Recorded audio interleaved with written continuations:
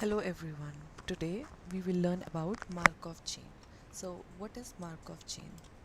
It is a stochastic process containing random variables transitioning from one state to another depending on certain assumptions and probabilistic rules.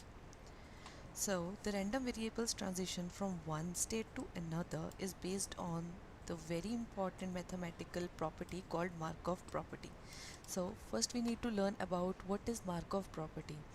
Markov property states that the calculated probability of a random process transitioning to next possible state is only dependent on the current state and the time, and it is independent of the series of states that preceded it. So we develop a transition matrix in order to do the Markov chain. Square matrix used to describe the transition of a Markov chain. Each of its entries is a non-negative real number representing a probability. It is also called probability matrix, substitution matrix, and it is somewhat like this image. So where is Markov chain application? So what are Markov chain applications? It is basically used in Google PageRank. The entire web can be thought of Markov model, where every web page can be a state and the links and references between the pages can be thought as transitions with probabilities. And it can also be used in typing word prediction. These are known to be used for predicting the upcoming words. They can be used in auto completion and suggestions. Subreddit simulation. Surely you have come across the Reddit, and it has interaction with one of their threads and subreddit. By making use of the Markov chain, the stimulator produce word-to-word probabilities to create comments or the topics. It can also be used in text generator. These are the basically commonly used to generate dummy text or to produce large essays or compile speeches. So these are the applications of Markov chain.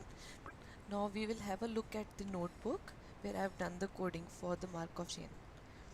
So let's see.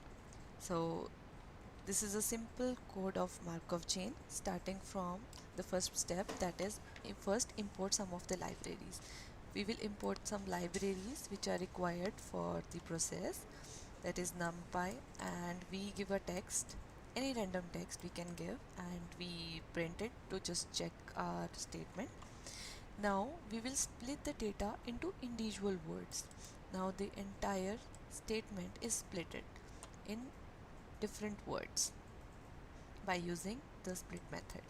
Now we are going to create pairs to keys and follow up the words. Now this pairing is basically done in order to save the memory space. As you can see, the pairing is done. Now we append the dictionary. We use So we are going to append the dictionary. This process, appending the dictionary, we use the append keyword, and it appends the dictionary by the words. Now after the appending, we will do the building the Markov model. This is the main step. We use Markov chain, and we use this method to build a model. Now after building the model, we will predict.